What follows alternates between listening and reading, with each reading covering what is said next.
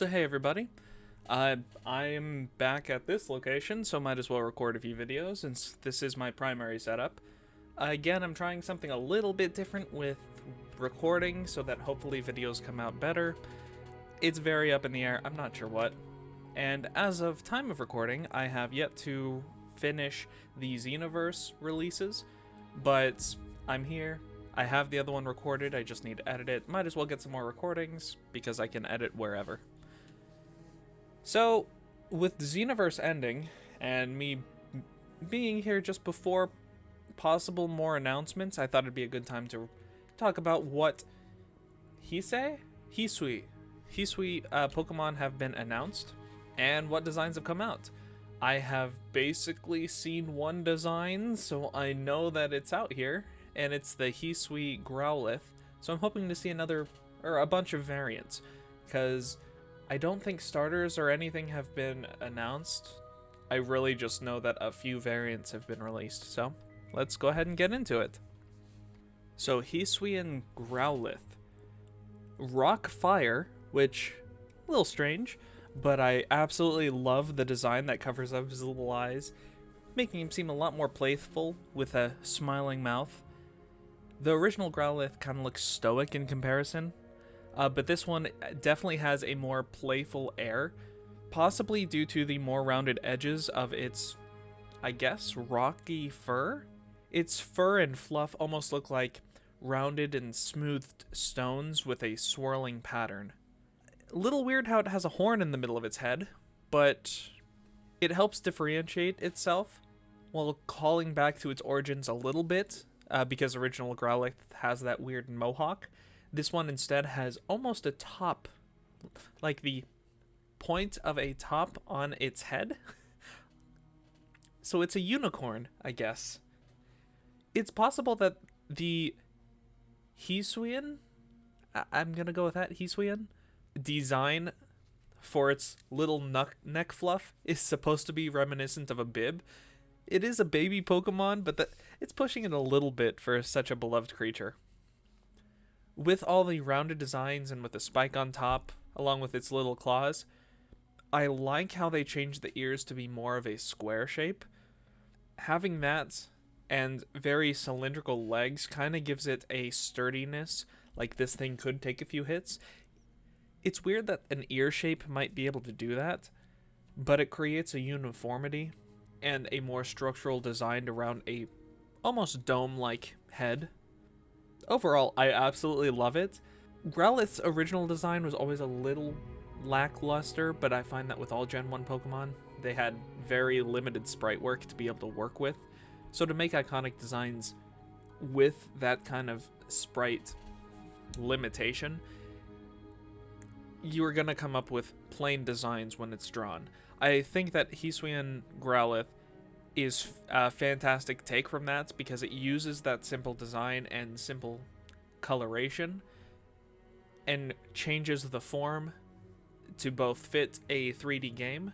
With all the balls and bulbous edges, it's going to be easier to 3D model rather than a whole mess of fur. So just to go over this, I've already recorded a few others. I finally got to Growlith, so I thought I'd read its dex. The Scout Pokemon, okay. Soft fur, stony horn. This is Growlith as it appears in the Hisui region. Its Hisuian form has longer, more voluminous fur than its previously discovered form of Growlith.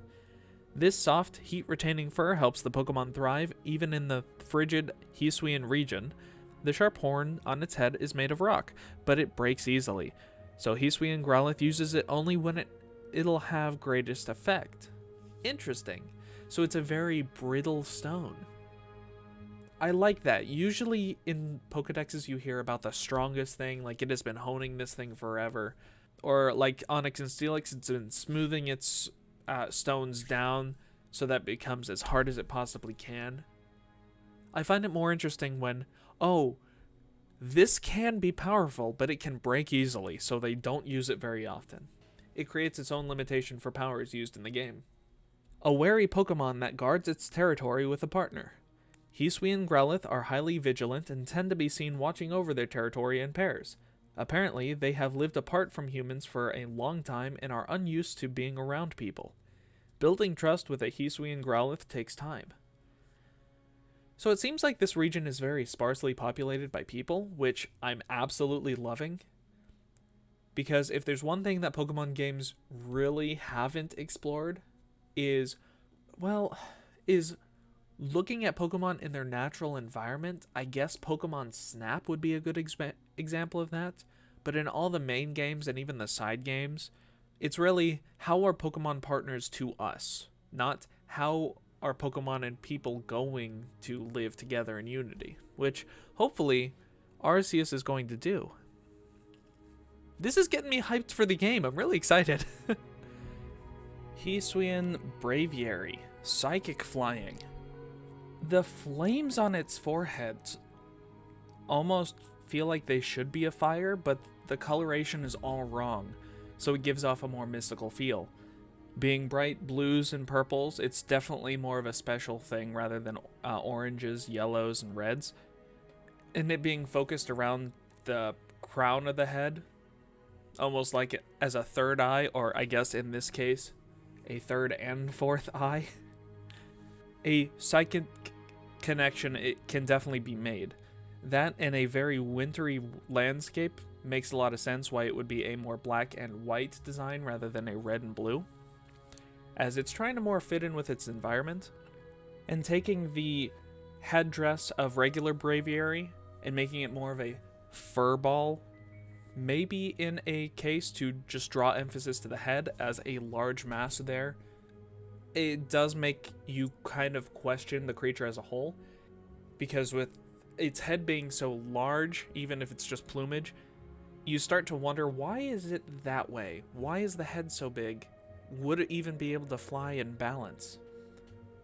So with a 3D model especially, being able to look at it and keep your eye on it just long enough to try and figure that out, it can direct you to that strange pink and blue design and get you interested in that design as a whole.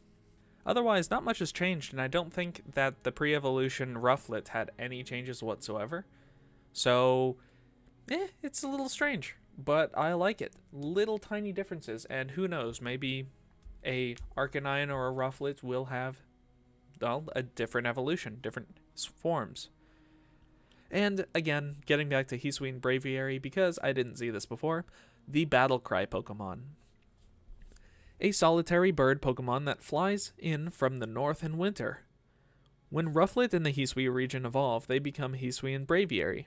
In the winter, this Pokemon flies in from somewhere farther north. It's larger than its previously discovered form of Braviary and tends to live alone rather than in flocks. So a very like psychic master type thing coming from a mysterious land. Still very well works for psychic flying. Shock waves of psychic power. Hisui and Braviary can imbue its eerie screeches with psychic power to generate powerful shock waves. It then uses its sharp talons to tear at and seize prey weakened by these shock waves. Apparently, it can also use its psychic power to sharpen its sixth sense and enter a trance that boosts its psychic ability. From what I'm getting, it's mostly like a mage or wizard type thing. It's often solitary, uses power to amplify its own physical traits. Kind of like a Master Roshi. Sawire, big horn Pokemon, normal and psychic, so very much Stantler. I'm pretty sure that's the exact typing of Stantler, but its antlers, though reminiscent, look almost like antennae. This Pokemon has been treasured since long ago by the people of the region, for whom it is indispensable. It grows much larger when it evolves, and garments with the fur shed from its beard, tail, and legs are highly prized for their top-notch protection against the cold. It emits psychic energy from the orbs on its antlers. Using the black orbs at the base of its antlers, this Pokemon generates and unleashes psychic energy powerful enough to distort space. Weirdeer searches out safe paths by using its antlers like antennae. I called it! Running at the head of its herd and leading young Stantler. So an older guardian type Pokemon, what was it doing with its antlers? Searches out for safe paths by using its antlers as antennae. So again, probably like dowsing rods more than antenna, because what signal would it be picking up from space? What signal would be put out that would lead it to a safe path? But as a direct evolution to Stantler, it literally looks like it grew up and its antlers became more refined. As a 3D design, again, it's very simple shapes. The fur is either a point that can be replicated very easily and probably doesn't need to move in the wind, and beard looking design could stay on the 3D model and not wave around so much. The antennae are a very striking design that should be able to be seen and recognized by many angles.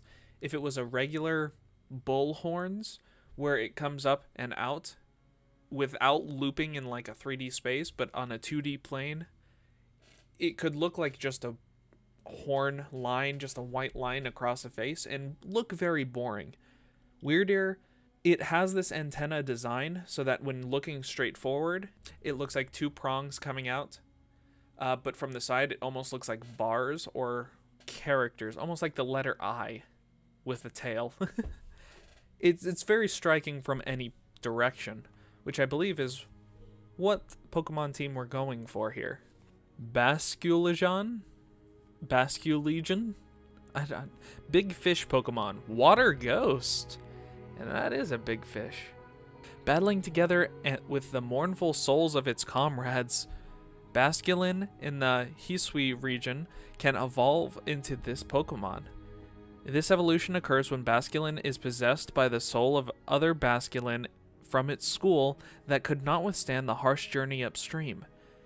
Basculegion fights together with these souls, which attack opponents as if they were a will of their own.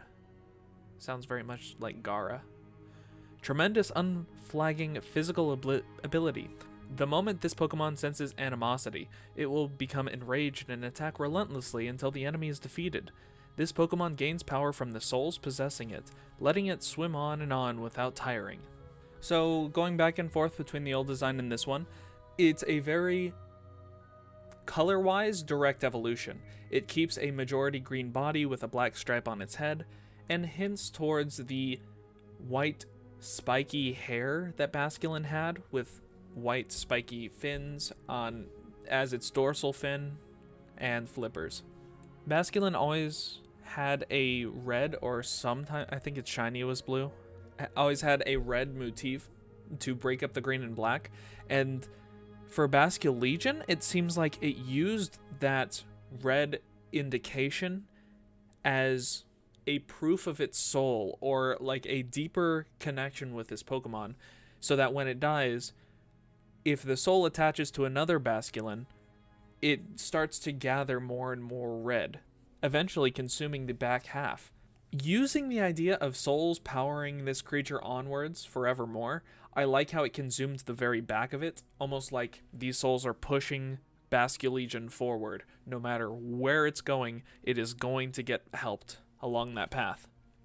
But then adding the red elsewhere to help break up the design and keep it together and as a more whole design, both making it much larger always helps with making the age stand out and making it seem like a higher evolution, along with facial hair, of course, but keeping red constant, not just solely in the back, but spotting it, replacing the darker green spots of Basculin, making them red, keeping all the facial hair, including eyes, mustache, and beard, as a red, really help tie this together.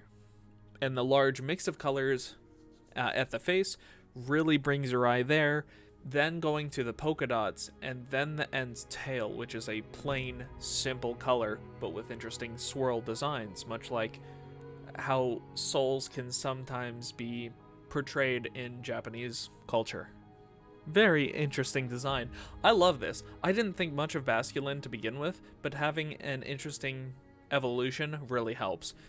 Stantler's is, again, kind of interesting, but it's really, really similar to Stantler's design to begin with. It was designed as a solo stage, so when it looks older, it just looks gray, because the solo stage should look like it could be of any age.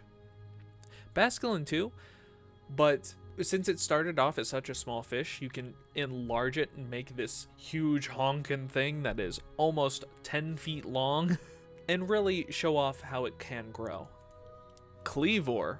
Looks like someone really wanted to make Scyther again. The Axe Pokemon. Parts of its body have turned to stone. Special minerals found in the Hisui region cause Scyther to evolve into this Pokemon. Called it! Parts of its body have hardened into stone. The stone parts often get chipped during fierce battles, and Kleavor that have survived many battles will display larger chipping across their bodies. However, the chipping actually makes these stone parts sharper, increasing their slicing power. It is said that the people of Hisui once used pieces of stone that had fallen from Kleavor to craft tools. Interesting lore building! I love it when the humans of the Pokemon world have shown progress through their companionship or parasitic relationship with Pokemon in the surrounding regions. It attacks with its axe-like arms. Even a casual swing from one of Kleavor's large axe-like arms is capable of delivering a devastating blow, dealing massive damage to the hardiest of Pokemon. Kleavor uses its arms to carve symbols into tree trunks and even chop trees down to mark its territory. If you come across trees with markings made by a sharp blade or a row of trees cut down in a crisscross pattern, it could be the doing of a Kleavor. So I love the idea of human and Pokemon relationships building upon each other and helping each other out. It seems rather man-made though.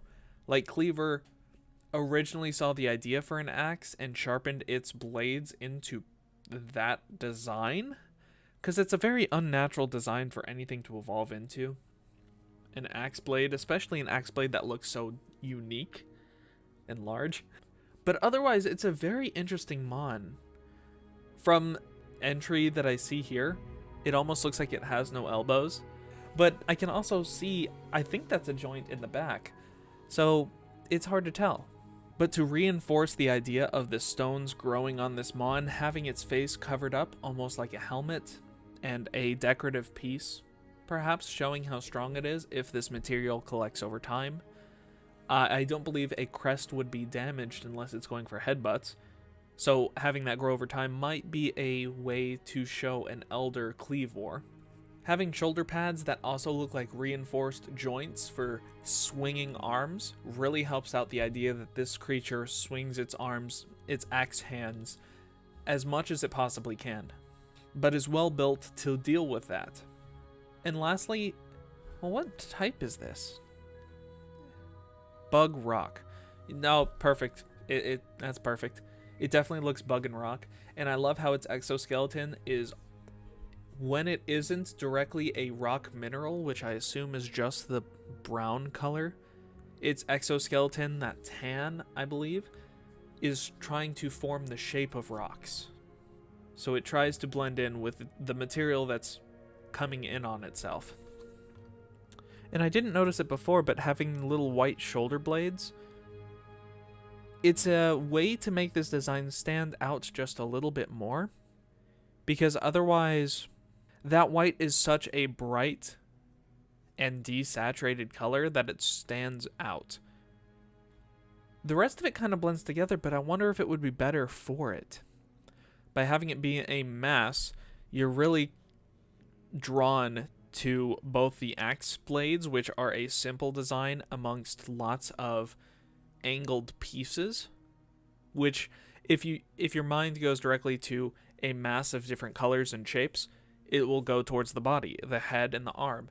Then going down to possibly feet and arms, which is a good line of sight. And it could also go inverse if you happen to be drawn by that simple shape first, like if it's coming after you. Again, it seems like it's meant to be specifically for a 3D game, because it's a very complex design, but it doesn't move and it doesn't need to change. If it's all stone, they can just make that one creature design and stick with it. No weird hair physics at all. Regional forms. Oh! Hisuian Zorua. It looks so sad, but it also looks like a kitsune like in Okami. It has that same color scheme of a white with red wisps, type normal ghost. I believe it's pure dark before, but normal ghost, it looks rather sad, but it's very wispy. The spiteful fox Pokemon. Reborn as a ghost type using the power of spite, these Zorua migrated to the Hisui region after being driven from other lands by humans, who shunned the Pokemon for manifesting uncanny illusions. But the Zorua perished, unable to survive the harsh Hisuian environment and strife with other Pokemon. Their lingering souls were reborn in this ghost-type form through the power of their malice towards humans and Pokemon, disguising themselves and feeding on target's terror. If Hisui and Zorua spot a lone person or Pokemon, the Zorua may appear before them in a guise mimicking the target's appearance.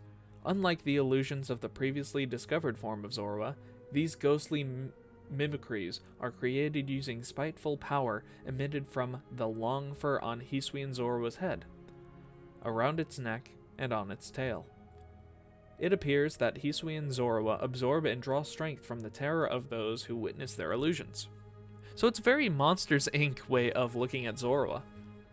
I love the mischievous nature that the regular Zorua has, but then causing that to be their downfall is very a thematically pleasing endpoint for them. I love how they made the tuft of fur a central piece, because Zorua's standout traits to me have always been the fluff ball on its head and its large neck fluff. So that being the source of this alternate form's illusions is an absolute delight and almost like a hint back at what made base form Zorua so unique. The color scheme I absolutely love. Being so covered in red, again a good callback to the base form. The white is a good antithesis of the base form's dark and black and darker colors, while still hinting at them with the inner ear and feet. It's interesting how they made this illusion Pokemon have such a floaty ability, because from what I can see, this hair is supposed to trail off, but it's in a simple way that is more like a flag fluttering rather than strands of hair. And it's very wispy, so it doesn't need to follow any gravity necessarily. Having a ghost be wispy is also kind of... it goes hand in hand. I will say this one thing. For such a malice-driven Pokemon, it looks more sad than angry. At least this Pokedex entry. It looks like it's trying to find its lost trainer, rather than find vengeance on its last trainer. And Zorua has a released evolution, Hisui and Zoroark. Baneful fox Pokemon. Cursed illusions erupt forth from its voluminous coat. The spiteful power emitted from Hisui and Zoroark's long, writhing fur projects terrifying illusions, and it can also inflict physical harm upon foes, damaging their bodies from both inside and out. And the illusions that baneful fox Pokemon project have expressions of such utter malice towards every last thing upon this world that those who see them are said to be driven mad by terror. I love it! I always love a good evil-mon. A Pokemon with an unexpected soft side. Hisui and Zoroark are ferociously hostile and aggressive towards people and other Pokemon, but it appears to have a compassionate streak for those it considers close or like family. It has been seen to protect Hisui and Zorua, for example. Anyone able to establish trust with a Hisui and Zoroark are likely to find an invaluable ally. It looks somehow more furry than regular Zorua. Again, it kept the color scheme that I said before, which is a good antithesis and a good callback to the previous evolutions, keeping the white and red. The yellow eyes are a good complement, but two things mainly. I'll start off with the thing. It's like they changed the hairstyle. It used to have like a very low ponytail. This time it has that swooped hairstyle, like it's trying to adapt to modern times, or Pokemon used modern hairstylings to come up with ideas of how to create this mon. And again, having very wispy-like trails is very interesting for a 3D game. It creates a lot of opportunity for animations to make the game seem more alive just by one creature's animations. Secondly, what the heck are with all like the warts or veins on its arms and legs? It looks so disgusting. Ugh. My only idea is that it's supposed to create all sorts of unnerving terrors, so it's another great opportunity for animation. Because if you see those little dots just go from its shoulder, rise up on its arm, and shrink back down, kind of like a real blood vessel, like a blood bus is going through its veins, it creates a very... It's almost like a body horror element in a Pokemon game, if that happens. Which I hope to God happens, because it's perfect for this mon. So from what I can tell, everything else is base Pokemon. There's no real differences that I saw. I do like the very strange partner pattern. It's taking Pokemon that are previously established and from different regions and putting them together. I feel like that is untapped potential for Pokemon as a whole, as it always has 3 new creatures, and if there's ever remakes, it's those same 3 creatures that were introduced in the base game. So having what seems to be a spin-off, take 3 Pokemon that are just completely different regions, adding them together can make for some interesting ideas. As a whole, this Hisui region seems... So they're expanding more on the idea that they did in Galar with, like, Mr. Mime. They had an evolution that is a region-specific Pokemon. This seems to be more like Pokemon Company trying to ease themselves out of coming up with all sorts of different Pokemon that have to be in every game. But it's a strange mix, because yes, these regional Pokemon are specific to a particular game or games if there's like a Sword and Shield. It locks that Pokemon into just that region so that they aren't found in any others. But people are still going to want to transfer their Pokemon data into other games. Presumably. So it's a weird workaround for Pokemon Company, for Game Freak, to try and cut down on the vast amounts of work that are needed to put 900 Pokemon in a game, and give a lore region as to why they exist. Now, Hisui seems to be a very cold region, so every mon in this list has something to do with cold or endurance. So you probably wouldn't see a lot of the Alolan Pokemon here, so I doubt that they would have transferring from Alola. In fact, this seems to be an older game, so it's possible that in the story, other regions are known very well, or Pokemon migrate from different areas, but people don't often take Mon to different areas, and that's how they would work around transferring Pokemon data. Which, if they can work it in story-wise, I'd be fine. Just give me the base game and a reason why I can't in-game, not in PR, why I can't transfer my Pokemon data, I'd be more than happy. Having an older Japanese region, fantastic. That explains it away perfectly fine. To be honest, seeing some of the screenshots and seeing how much care goes into this game as it is, even if there are a lot of repeats for Pokemon, this looks like a true one-up from Sword and Shield's Wildlands, and I'm excited for it. Please check it out. I mean, it's base Pokemon. Why else would you be here? This seems like the new hotness, even more than Shining Diamond, Brilliant Pearl, or whatever. So, this has been Direfon. I hope you enjoyed your time here, and I'm looking forward to the game. Have a good night.